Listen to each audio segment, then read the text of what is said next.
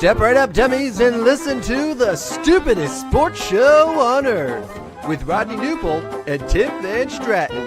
Yeah.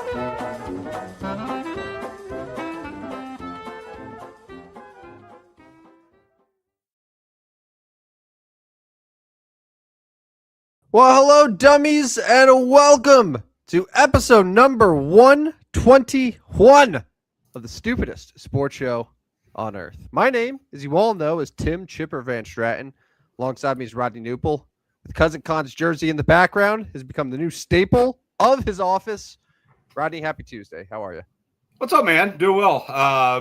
And here we are. We are in between wild card and divisional rounds, and I can say most of the football that was played this weekend was pretty good. Good. I feel like the NFL may have whiffed on the primetime Sunday and Monday night football games, but I don't know. I mean, I get why they did it. I know that's going to happen, but those last two were the worst two, Sunday night and Monday night. Yeah, and wasn't even close. No. We had the first four games were all thrillers that came down to the final few seconds, under 2 minutes. Like it was. I mean, the first three, the winning team scored the go-ahead touchdown with less than 2 minutes to go. And then, the Eagles obviously had a chance. They were driving down the field on Sunday. And then, the Patriots-Chargers game was low scoring. Wasn't particularly – I didn't feel like either team played well. I thought the Chargers were just horrendous. And then yesterday was again, like both teams didn't play well. Like the Texans probably could have won that game by about 40 points. Yes. If CJ Stroud didn't actively decide to sabotage his team. But still, then the Steelers were just that pathetic and awful. And here we are. So 8 teams left, and obviously we're going to talk a lot of NFL wildcard weekend divisional preview. We do have a national championship. Rodney's Miami Hurricanes, my Indiana Hoosiers. I'm leaning into it, man. Those are my Hoosiers. Those are my guys. That's fine. Well. I mean, you were on it mid-season about how they were very poorly handicapped. And, right. Do you think in hindsight they should have been more than like 6.5 point favorites against Rutgers? Yeah, probably. Yeah, probably. The dismantling they put on the Oregon Ducks was very impressive. Yeah, that game ended on the first play. Yeah. First play. Yeah, not great. It was over. Not great for the Ducks. It's going to be a great game on Monday, and obviously we're going to talk a lot more about it probably on Thursday, but at least give some insights. And I know you have some baseball thoughts to get to a little bit later on. Plus, and I don't know what time officially you want to unveil this, but I was told by you that we have some Bears trivia and a giveaway later on in the show. Yeah, I'm going to give one trivia question. It is a Chicago Bears trivia question, and the first to respond in the comments with the correct answer is going to win. They're going to win. I've obviously talked about this before. I am able to supply some jerseys. I have a distributor I work with that I've worked with for many years, and every once in a while I'll give one or two away. Just it helps business, hopefully, and. I'm going to give one away tonight. We're going to see if anybody out there gets the trivia question right. The only giveaway the only hint I gave is Chicago Bears trivia. So good luck. What time you want to do that? I don't know. Whatever time we stop, sometime between 9:10 and 9:30. They're going to have to stay tuned. It might be 9:10. It might be 9:30. I'm just going to stop us and say, let's do the trivia question. Just middle of one of our thoughts. Trivia time. Yep, maybe. That's how I want you to do it. No. All right. Well, in the meantime, while you decide when to totally derail the show with Bears trivia, as we sort of mentioned here, putting the Wild and Wild Card Weekend, a really entertaining group of NFL games. I mean, we could start a number of directions here. I know betting wise, and we'll get to best bets for betting. It wasn't the most predictable weekend, particularly for one Rodney Newpel, but that's okay. Yeah, But not like great. Saturday, I mean, we could start with the Bears game. Like maybe for a lot of people, it was a surprise, but for people like us that have been watching the Bears all season, nothing about that fourth quarter was surprising. And plus, like it was the combination of the Bears are a totally incompetent piss football team for the first three quarters of a football game. Like that's pretty much par for the course. I was looking in three of their last four games, so not the 49ers game in week 17, but week 16 against the Packers, week 18 against the Lions, and the wild card against the Packers. They've scored a total combined number of 9 points in quarters 1 through 3 of all those games. 9. That's not good. And I mean, eventually, like somebody's going to take advantage of that. It could be the Los Angeles Rams. It could be the San Francisco 49ers, Seattle Seahawks, or whoever they play in the Super Bowl. But like, that's going to come back to bite them at some point, right? In theory, but are we sure? So like, and I was just going to say, so it's like the Bears there, that combined ridiculousness mixed in with the Packers, who, by the way, since Micah Parsons went down, winless. Yeah. Winless. 0-5. Yeah. 0-5.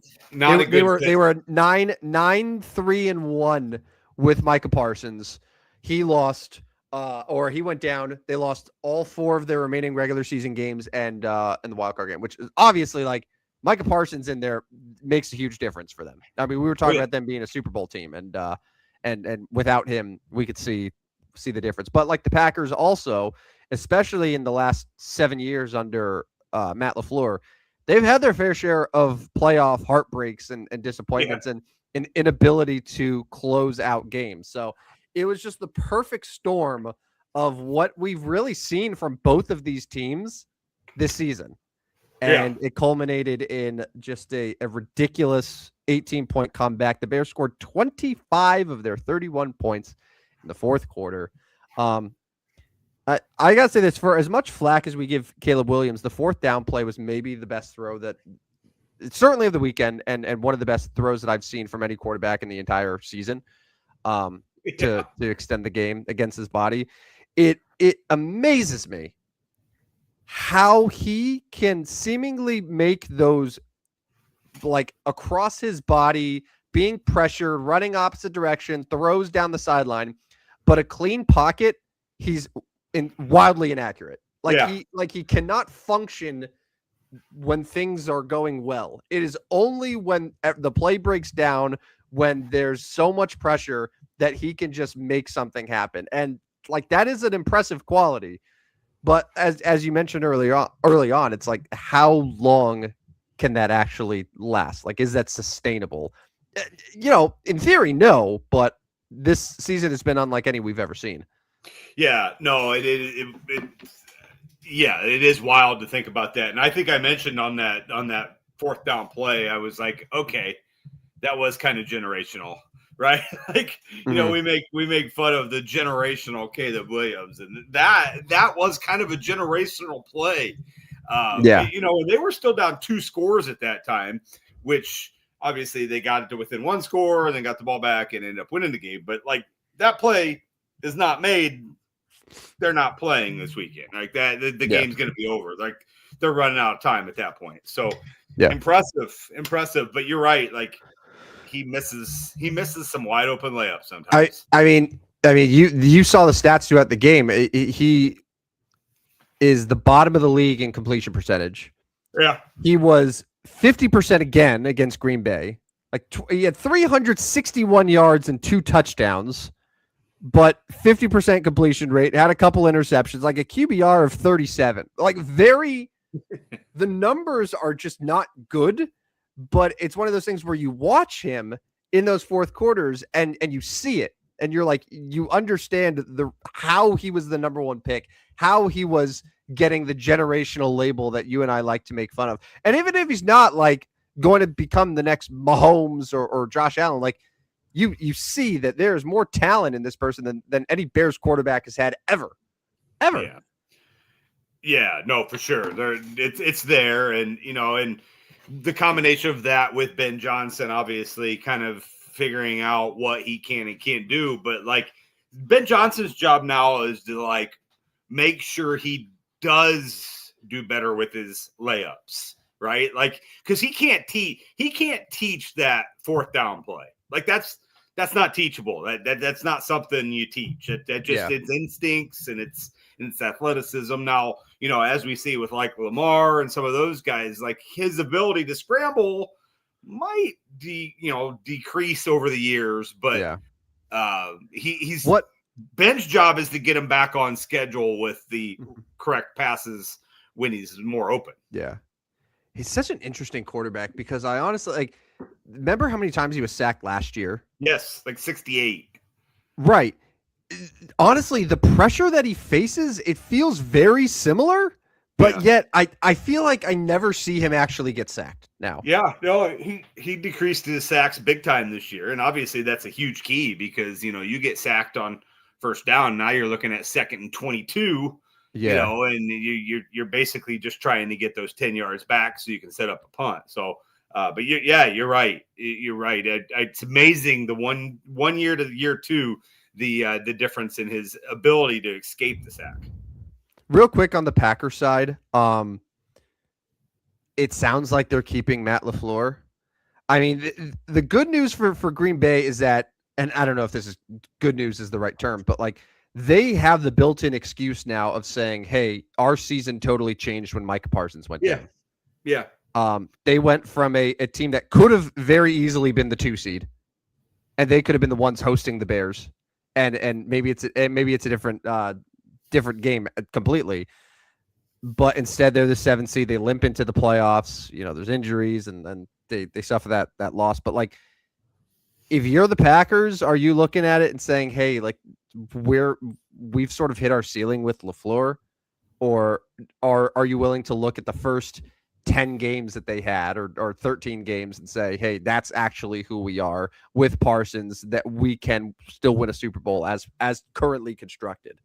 Yeah, I mean, I think they're obviously going to look to extend him. So here I am saying, you look at next year and maybe next year the deciding year. They could let him go after next year if something very similar happens. But I'm not necessarily surprised that LaFleur is coming back. I really just thought he strongly mismanaged a lot of that game on Saturday against the Bears, and I really thought that could cost him. And I honestly wondered if he may look to go.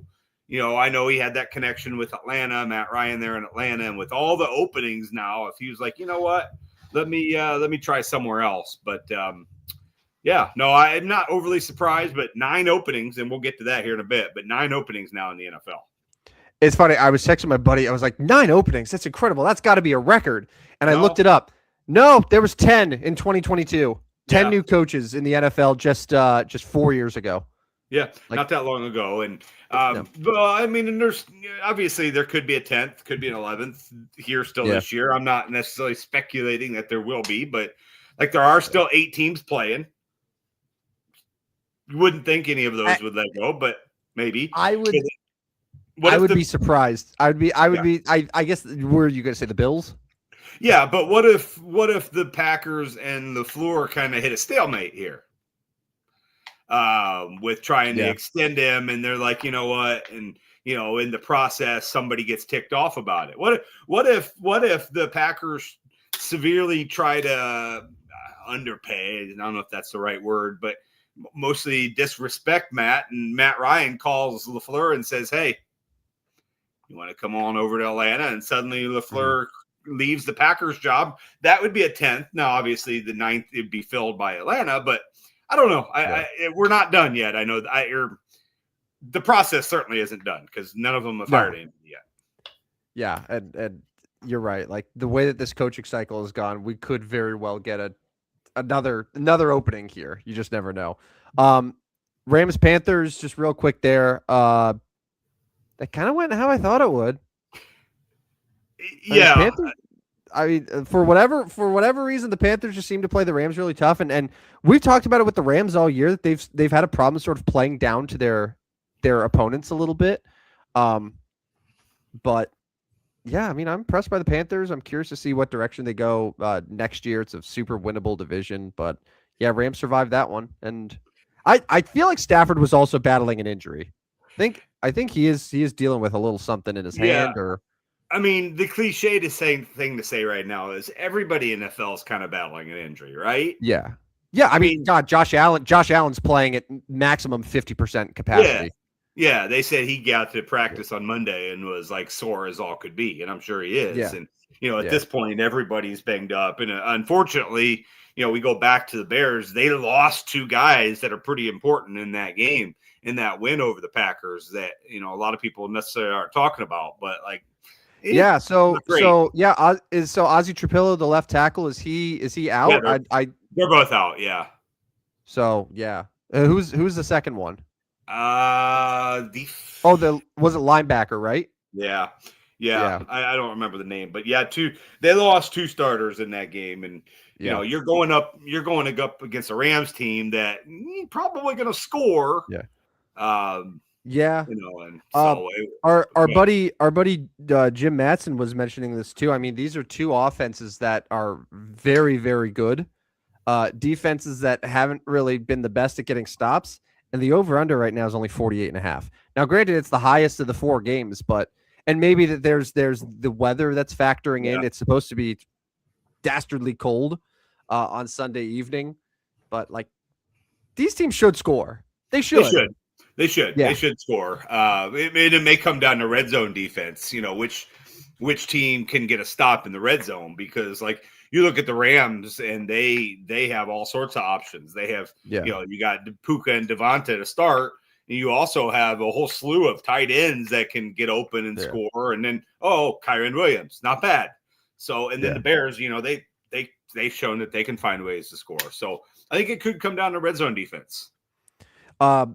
All right, Sunday, just real quick recap of the wild card games. I guess we'll just get the Chargers Patriots out of the way. I had told you last week that the Chargers offensive line was bad, but the Patriots defensive line wasn't that great either. But I really underestimated how awful the Chargers offensive line was, because the Patriots looked like the greatest pass rush I've ever seen. Obviously the Joe Alt injury was big, but like they needed more than just Joe Alt back. But like like when they do the little introductions on NBC and it has a little Pro Football Focus grades, like every single guy, like the center was 41st out of 41. Like the left guard was 39th out of 40. Like it was like these guys are like, all of them are the bottom of the barrel in the league. Yeah. And it's just like, you could tell it was, it was brutal, but yeah, so that game, I'm a little disappointed with that, but Patriots took care of business. Bills Jaguars, I know that you were out, kind of missed a good portion of that one, but I mean, back and forth game. I thought Jags played him really well, but Josh Allen, I think, just made sort of did what Mahomes used to do the last few years, and just like made the plays happen when he needed to. It was very impressive. Jaguars got killed by a couple turnovers. Lawrence had a couple interceptions, which, like, he's been doing a good job of not doing the last couple months when Jacksonville was winning games, but 2 interceptions, it killed them.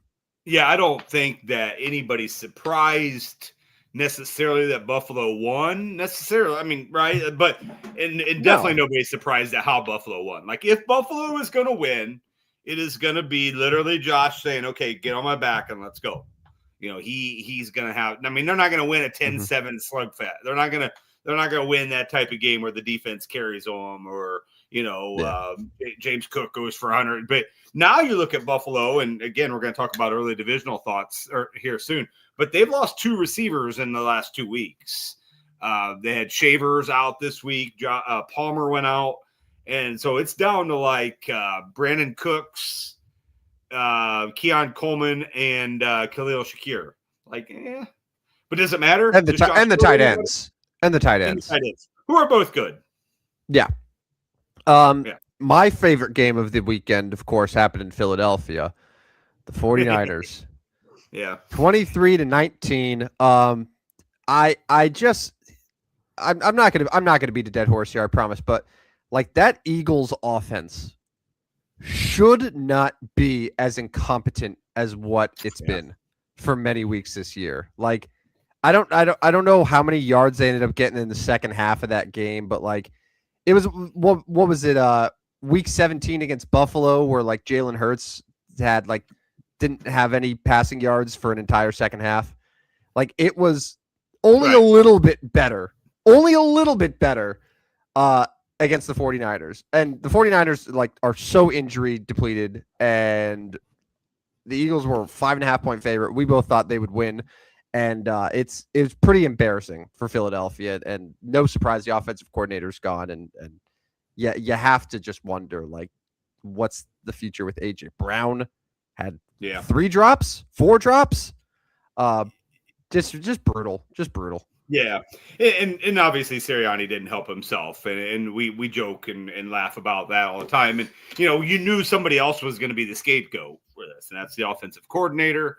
And it is interesting. The Eagles have had 5 offensive coordinators in 5 years, like literally a new one each year, which can't be easy. I'm not gonna like throw Nick a bone here. It can't be easy. But they didn't look good all year. Like, Saquon started the year like, okay, what's going on here, and never got going. So that's unfortunate. But I like watching San Francisco. That's a fun 49er squad. It was brought to my attention that Brock Purdy in his career has 2 postseason losses.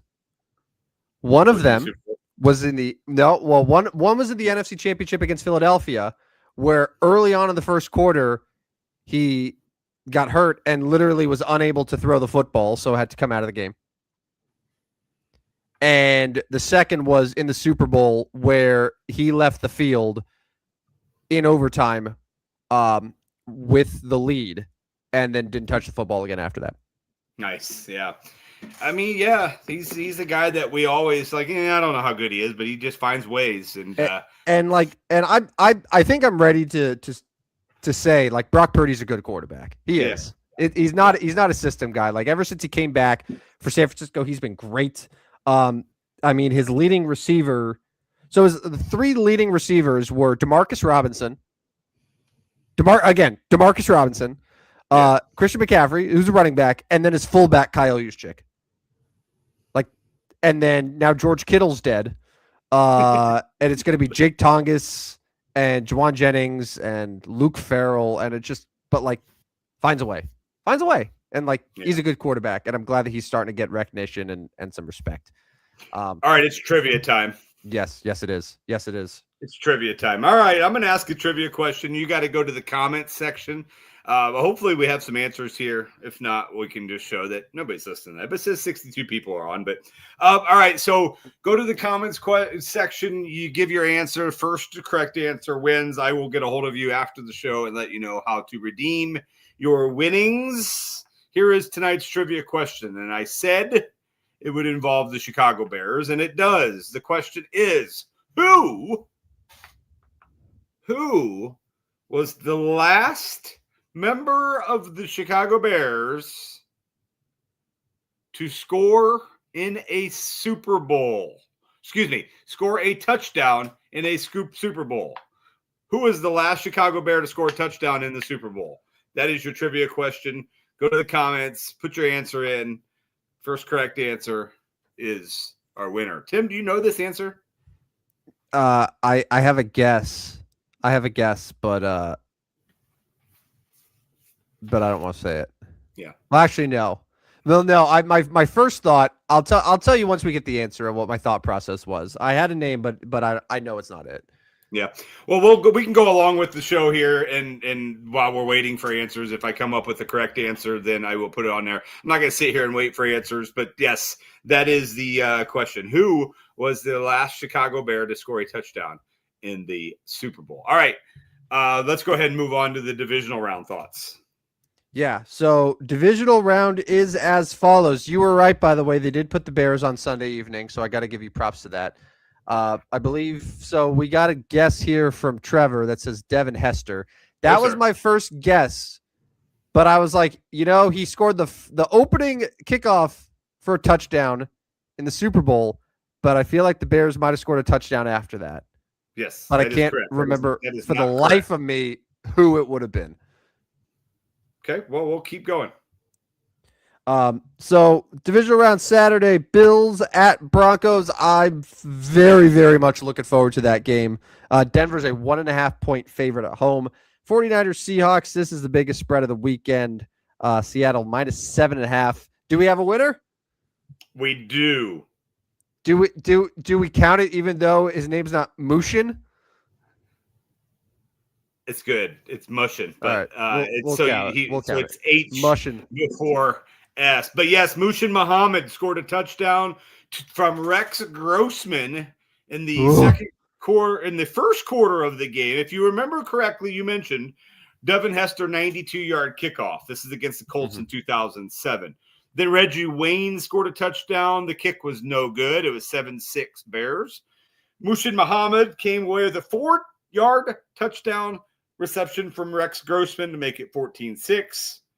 And at that point, it then became all Indianapolis as Dominic Rhodes scored a touchdown.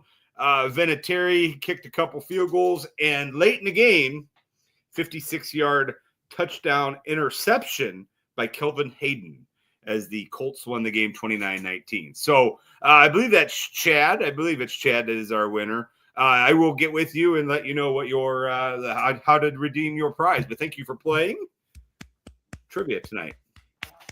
Chad, way to go. Yes, sir. I could not think of.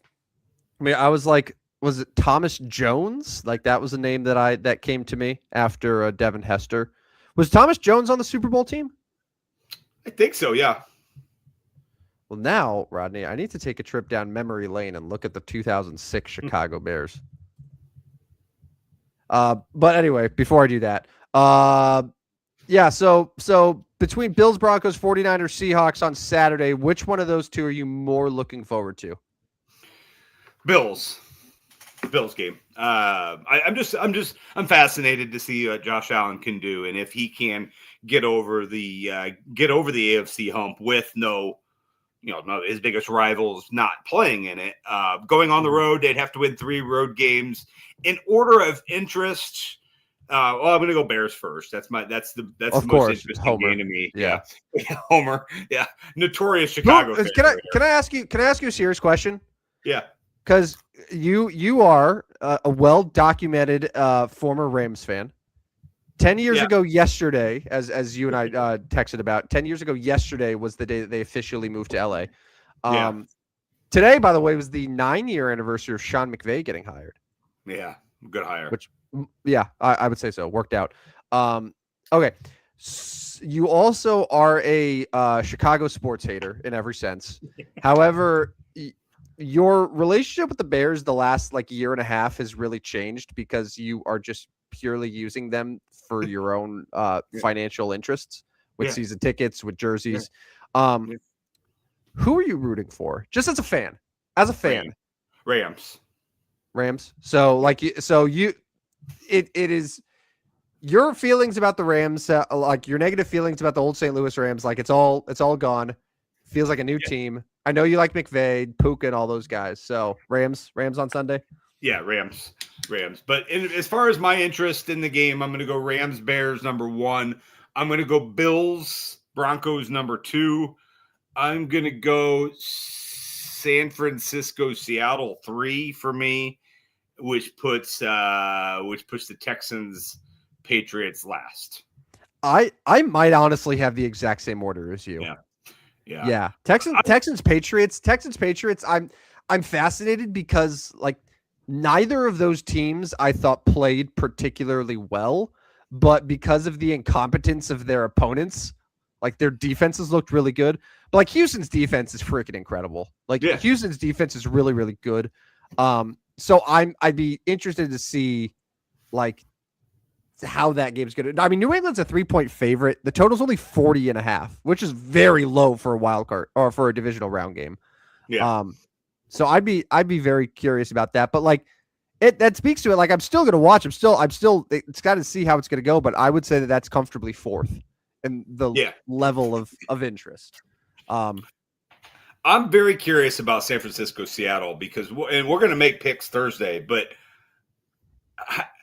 I don't know, man. I think San Francisco can go to Seattle and win. And I listen. I know 2 weeks ago Seattle absolutely crushed San Francisco. I get it. But like Kyle Shanahan's going to have something figured out here. He's going to have a better game plan. He's going to have a few things figured out. So I'm interested in that. We'll talk more about that on Thursday when we make our picks. But I'm not I'm not putting Seattle in Sharpie this early on this one. I think San Francisco's got a real shot. I'm right there with you. Like Shanahan was brilliant on Sunday. Brock Purdy, as we've discussed, is a very good playoff quarterback. Yeah. I'm sure that they're going to make adjustments to and their first game at Seattle was week 1. 49ers won. Yeah. And apparently Seattle, like, I'm sure there's going to be talk about like, oh, home field advantage, but like for whatever reason, the Seahawks have been way better on the road than they have been at home the last couple of years. Yeah, they're not an elite home team. No, and I mean it's going to be loud. Like, don't get me wrong, but like San Francisco is not necessarily going to be intimidated by the Seattle crowd. Yeah, and the only home teams that won this weekend were the Patriots and the Bears. Yeah. How about so I don't mind this. People are complaining about the short rest for San Francisco, but I don't mind that because what it has done is it gave Seattle the number 1 seed. It gave them the advantage going against the short rest team, and it gives them the advantage on the other side playing in the NFC title game if they win, where they're playing Saturday to Sunday. And the same thing with the AFC. Like your first game, you are playing with the rest. Your opponent's playing on short rest, and if you win, you have a day of rest over your last opponent. I don't mind it. Short rest sucks in the playoffs, but if they're going to play on Saturday, I don't mind it that way. No, I mean, why are they talking about the short rest for the 49ers, but not about the Bills? Who are in the exact same situation? Who are they? Yeah. Yeah, I mean, I think it's been talked about a little bit, both those teams. But again, they're playing against the number 1 seeds. That's my point, is that like you are playing number 1. Like you're supposed to be at a disadvantage. Like your disadvantages are you're going on the road. You're playing on short rest. They have more rest. Yeah, you are the 6 seeds. In it used to be you would have been the last teams in. Yes. Right? Like, so we don't need to cater the playoffs. So yeah, I'm with you there. I don't really care too much about it from that aspect. Like the teams will be good enough. Yeah. They're good enough. It's the playoffs. They'll be good. And back to the schedule. Like, I don't know. I can't say like I mean, you told me I was right. Congratulations on me being, but like I just had like Chicago, LA just seems to be a perfect fit for Sunday night at 5:30. I don't know. I just thought that all along is like 2 of the biggest markets in the country, going, you've got, the Ben Johnson story, the Bears, their heroics. I mean, that 5:30 time span is going to be, I don't know. We can discuss the ratings, but I think that one's going to be a massive ratings. Yeah. Of the 4, I'll say Texans Patriots definitely is the worst. That's the ESPN game. So that'll be 4th. Yeah, I think Rams Bears is going to do really well just in that Sunday night slot. I don't know why, but Saturday, like even though it's earlier, I think Bills Broncos is going to outdraw Niners Seahawks. Yeah. Yeah, no, I think like me, everybody's interested in Josh Allen. What's he going to do? And and there's interest in Bo Nix, and Denver always Denver seems to have fans all over the place. It seems like they do. They do. So yeah, no, I could see that. I would. So in order, do you think it's going to be Chicago, LA, Buffalo, Denver, 1-2? Yeah, I'd say Bears, Rams, Bears is 1. I'll guess Bills, Broncos 2. Yeah. Niners, Seahawks 3. Texas Patriots 4. Which ironically, or I guess not ironically, but that's the exact order that we said that we have interest. Yeah. Yeah. So like I think if you asked most football fans, like we're gonna be somewhat aligned there. Yeah. With how interested we are in those games. And so we're going to preview these games a little bit more in depth on Thursday night as we get a little bit closer. But wanted to move on here. The coaching carousel, Rodney, it keeps spinning. As you mentioned, 9 openings now with the Pittsburgh Steelers and Mike Tomlin parting ways. Tomlin, he wasn't fired. He's still under here's the thing. He's still under contract because all the reports are that if a team wanted to hire him, whether it be this year or even next year, that it would be a situation like with the Saints and Sean Payton, where it would be like a trade where the Steelers own his rights still. So if you wanted to hire Mike Tomlin, it would require draft capital.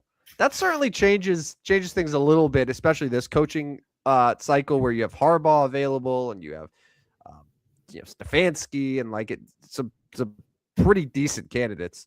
I'm not surprised about Tomlin. I said it last night. I'm like, see you, Tomlin. Is this it? Yeah.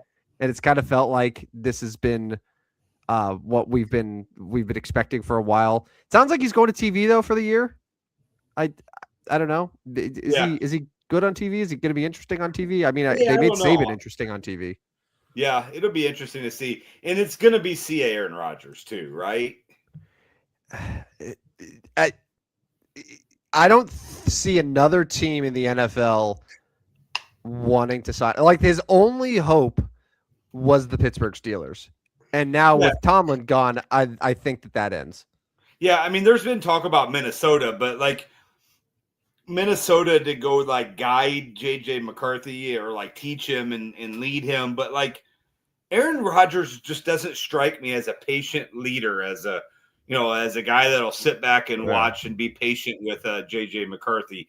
I feel like he's, I don't know. I just don't feel like that's a great role for him.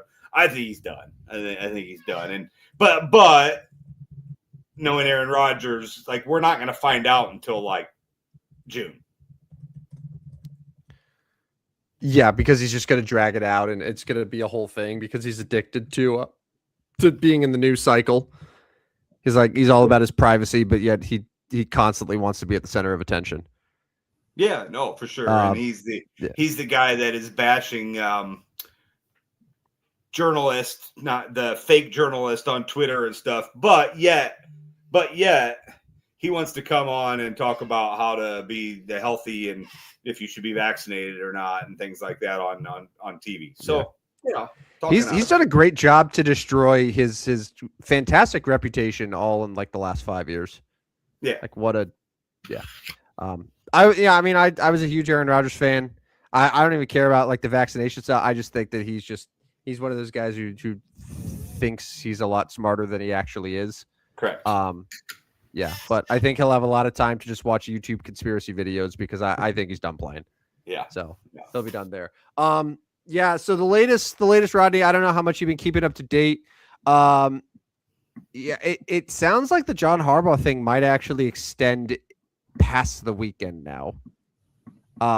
Like that's what some people are saying, but I don't know, man. Like if I'm a team like the Giants, and God, I'm hearing so much about all the full court press that they're doing where you got Chris Mara going to John's house in Baltimore, and you have Brian Dable calling to be like, yeah, I had a great time there, Jackson Dart, and like all this stuff. The second you get John Harbaugh in the building, you don't let him leave. No. So I have a tough time seeing, he's going to go to New York, and then he's going to go to Tennessee, he's going to go to Atlanta, and then he's going to, this next Monday. It's like, part of me thinks he is going to get hired before the week's done. The Giants are still the favorite, but a lot of people are saying, well, don't sleep on the Falcons. And, Tennessee is going to have all its cap space and Cam Ward. I don't know. It's funny. Like I should be like all excited about it, but now I'm starting to get a little fatigued. I'm just like, just go somewhere. Just so go, yeah. Because he's going to be the first to be hired. It certainly seems like a guy like John Harbaugh is the number one target for several teams. Mm-hmm. So there are multiple teams right now that need him to get high, whether it's with them or somewhere else, and then they're going to figure it out from there. But yeah, I'm ready just for a decision. Let's just make it happen. Whatever happens, and then we can move on with it. But it dawned on me, Rodney, that now with no Tomlin, no Harbaugh, Yeah. no Stefanski, Zach Taylor is now the longest tenured coach in the AFC North. And not only that, Zach Taylor is now the 5th longest tenured coach, period, in the National Football League. Bravo. I mean, Marvin Lewis was there forever. Just cheap-ass franchise. Yeah, pretty much. I'm familiar with that in baseball. Do you want to share your baseball thoughts real quick before we get to best bets? Yeah, I mean, the St. Louis Cardinals news today trade Nolan Arenado, and I've been very vocal that Nolan Arenado is one of my favorites that's played in St. Louis. Now, he's not an Albert Pujols to me, but I loved him before he came to St. Louis. I always, when he was in Colorado, and these were during his like massive glory years, like he was great. And I'd always followed him. And I went to a Cardinals Rockies game when Arenado played for the Rockies, and he hit a moonshot. And so like loved Arenado. So I loved the deal when he came over. Thought it was a great deal for the Cardinals and still would make that trade. But now with them trading him today, it's like, now I'm just pissed off, irritated at how we got to this point that the Cardinals literally have to spend $54 million to eliminate 3 players in Nolan Arenado, Sonny Gray, and Wilson Contreras to save $54.5 million, right? That's basically what they did, and really got a few prospects. Today's deal, they didn't really get anybody. They got an 8th round pitcher who has some upside. He's got a really nice changeup. He throws pretty hard, but that's all they got. They spent $30-something million, sent Nolan Arenado packing, and picked up one guy. And mostly just irritated at how it got here. How did it get to this point that the Cardinals are this team that have never really done this rebuild in forever, and now here we are? That's just the irritating part.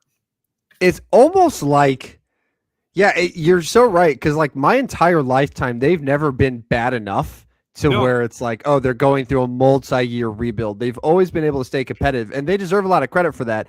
But it's at the point now where it's like a franchise has no idea how to actually execute a rebuild. So they're doing it by trading veterans that are all, I would say all of them at this point are past their prime. Arenado especially. Yeah. But like, hey, so we're going to get rid of these guys. Yeah, sure. We'll also eat money, and also we don't need that high level of prospects. Like, none of that is what you should do. Like, you should say, okay, well, if we are going to eat all this money, then the prospects value needs to increase. And it seems just underwhelming all across the board. Yeah. Like ultimately it's better than holding on to them and just being a 78 win team. But and today's move opens the door for JJ Weatherholt.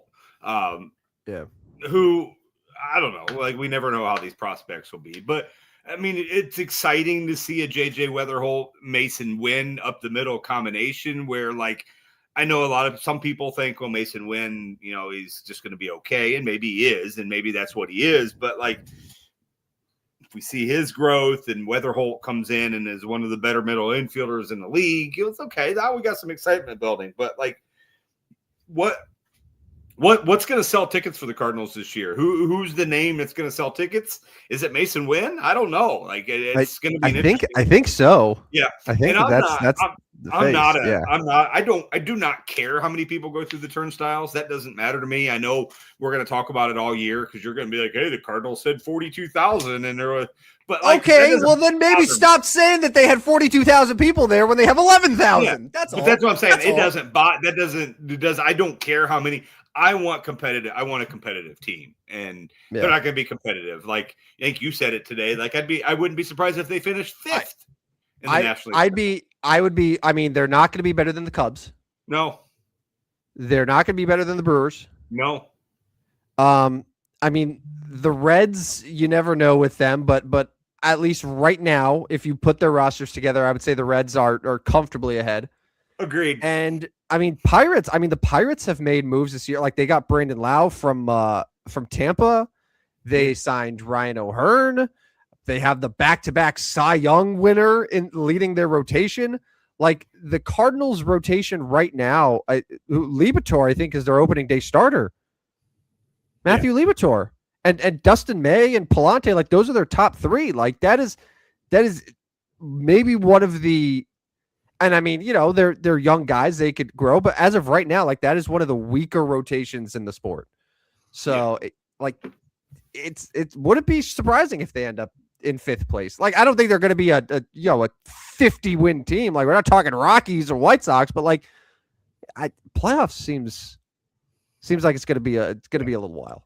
Yeah. So, I mean, obviously a little sad to see a Nolan Arenado no longer a Cardinal, but I hope he does well. He's got good career numbers in Arizona, and, you know, I hope he can finish his whatever he's got left in his career contending for playoffs and so on and so forth. I mean, Arizona's a team you never know. Like, they're in a tough division, but they can win games. I could see them getting in as a wild card. So, I mean, good luck. They went to the World Series, 3 years ago?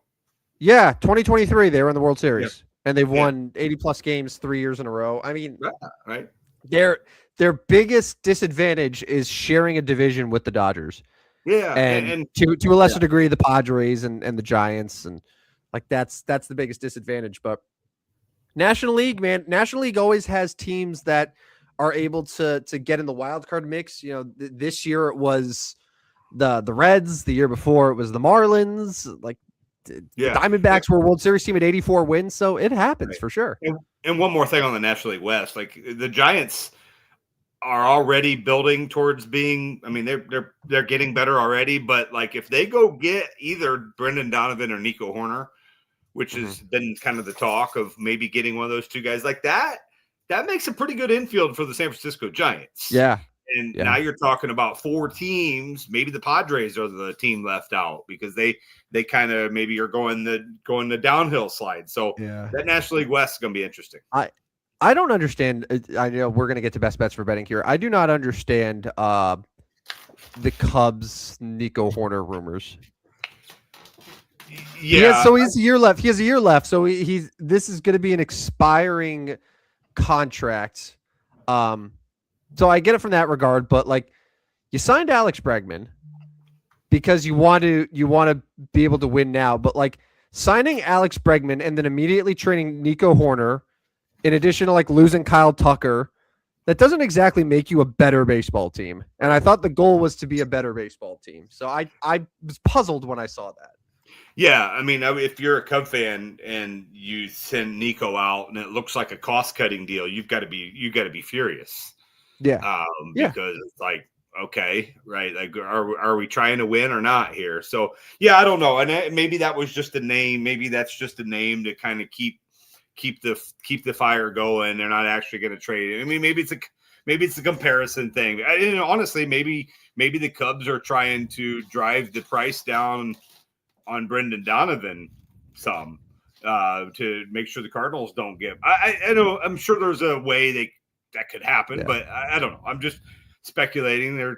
I don't know how serious they are. It was tweeted out today by some of the big names that San Francisco was pretty heavy on either one of those guys. So I still think Seattle's interested in Brendan Donovan, and so Seattle or San Francisco would be my top 2 right now for him. All right. All right, let's get to our best bets for betting recap. So how Rodney about no? Yeah. How about no? Yeah. How about we just not?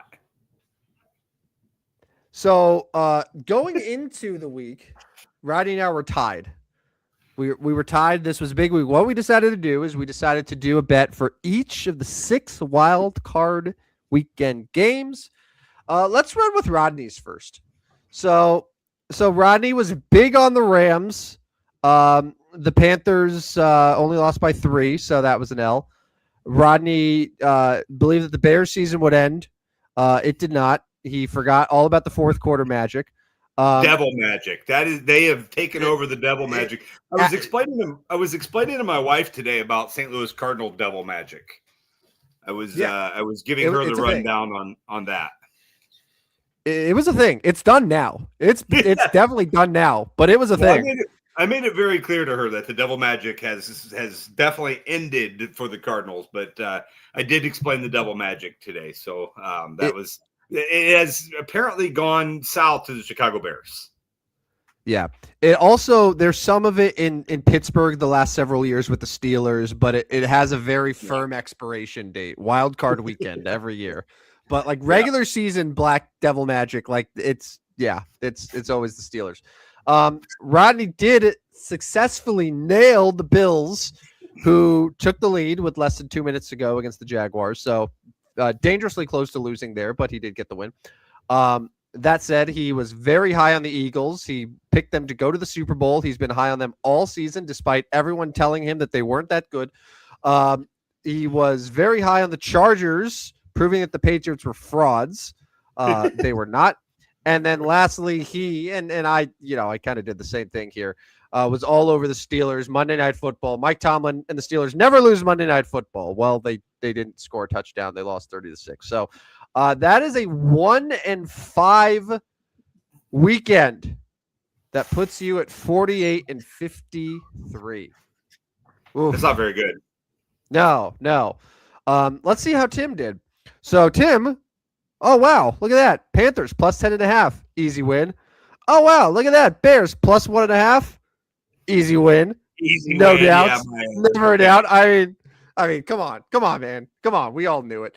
I chickened out here. I did do the over under, and I lost by half a point. It was 51 points. 51 points. And this is why Vegas is rich and you were not. The Eagles. All right. I'll admit here with the Eagles, there's a little bit of like reverse psychology. Like I was just going to be like, congrats to the Eagles. Like just because I just wanted them so desperately to lose. So I'm very happy to give myself the L here.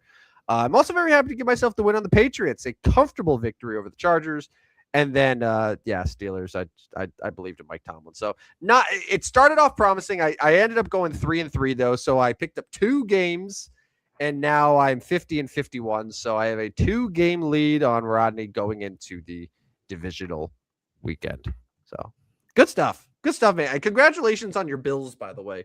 I'm glad that they were able to save you from just a horrifying weekend. Yeah, not great. It was, really the other one that was close could have been Bears Packers. Like that could have obviously gone my way, but the others weren't really even close. No. I'm so glad I never have to talk about the Eagles again. Like, God, they're a hard team to watch. Like, I was watching the two. Like, I'm just sitting there thinking, like, it's so nice to not have to watch the Eagles play football. It's so nice to not have to watch the Steelers play football. Like, last night, I'm sitting there, I was like, I never want to watch this team play football again. Like, I hate watching the Pittsburgh Steelers play football. So I was very happy with the results from last night.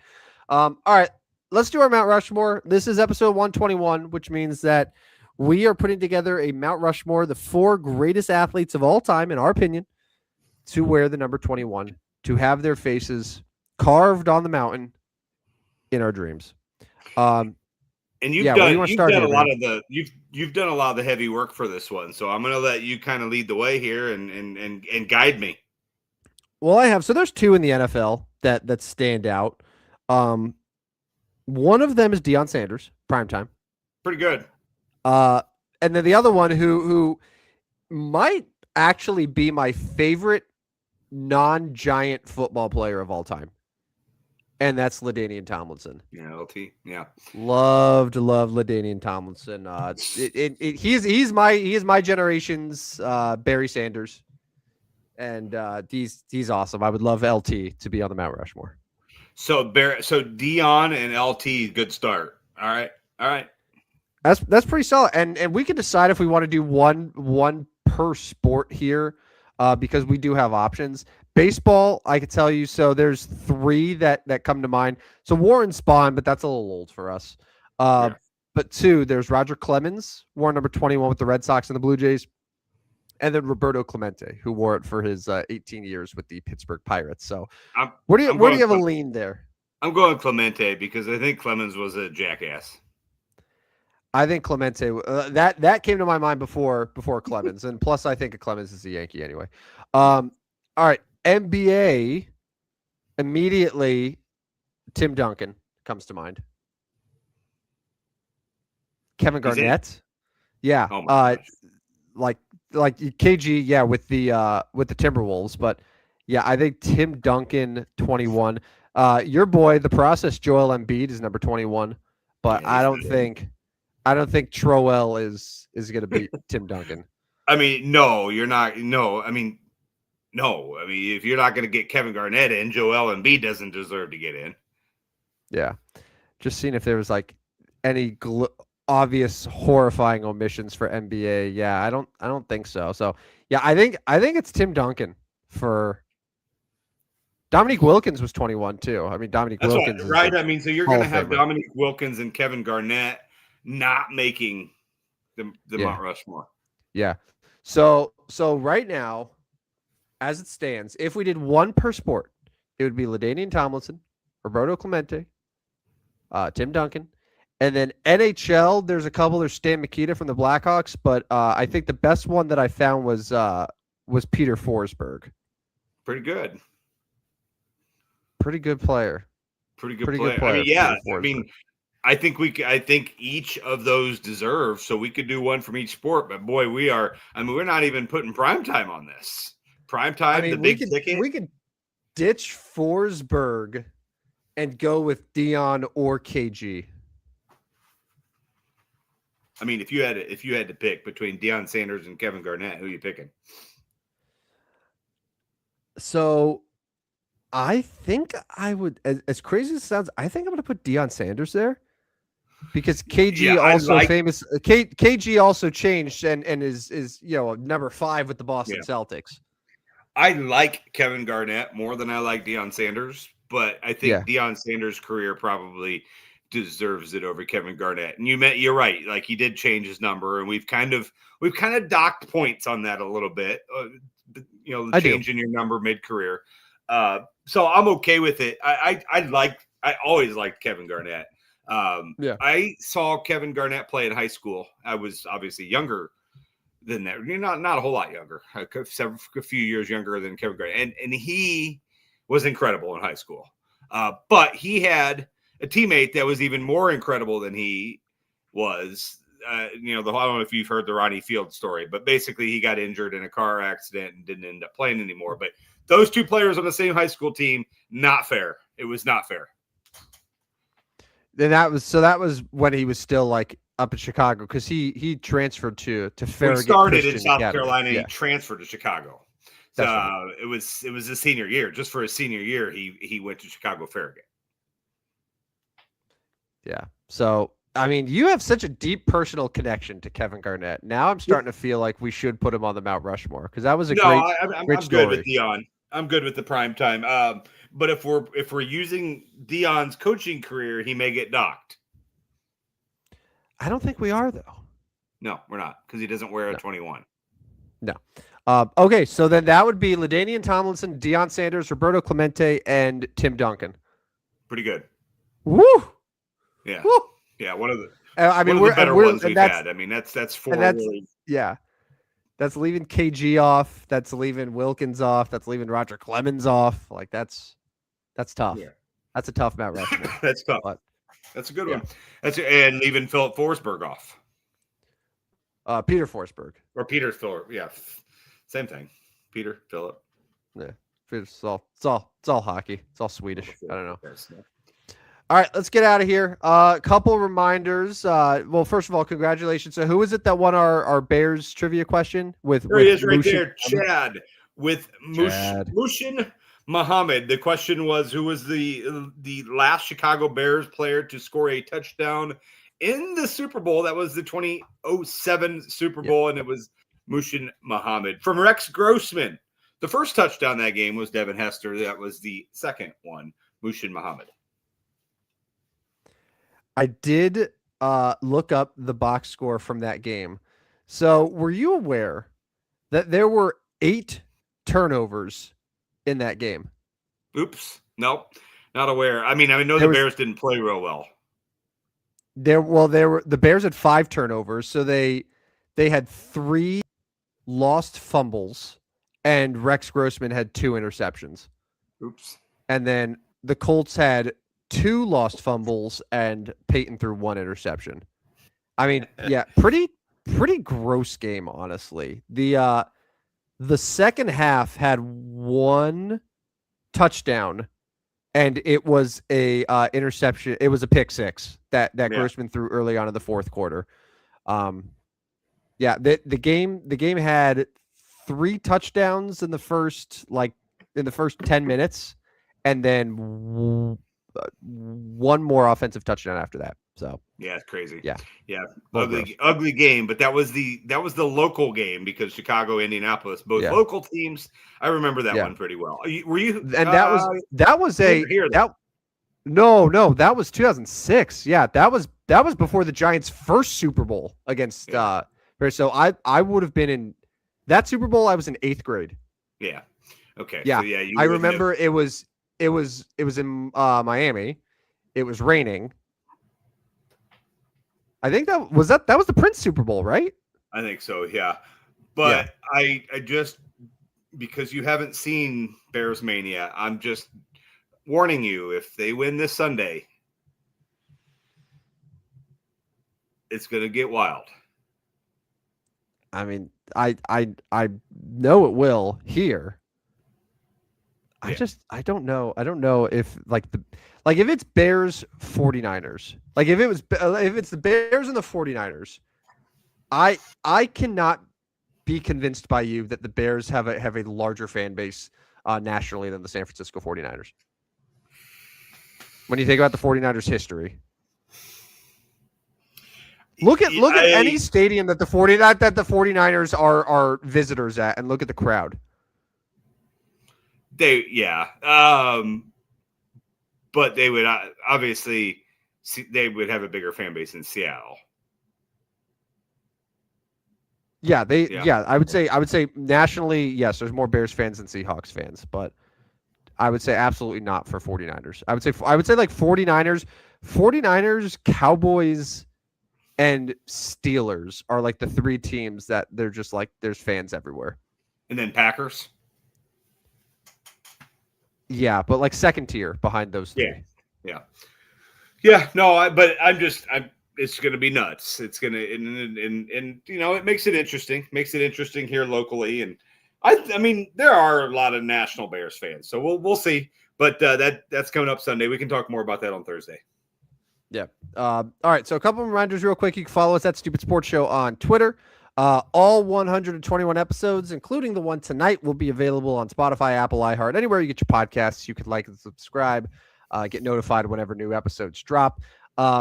And as we've mentioned a couple times already, we're officially a Thursday night show in addition to the Tuesday night show. So we're now Tuesdays and Thursdays at 9 p.m. So no more Friday morning. So next time you hear from us will be Thursday night. We will give full previews of all the divisional games. We'll have new best bets for betting. Maybe we'll have a coaching hire or 2 to talk about by that time.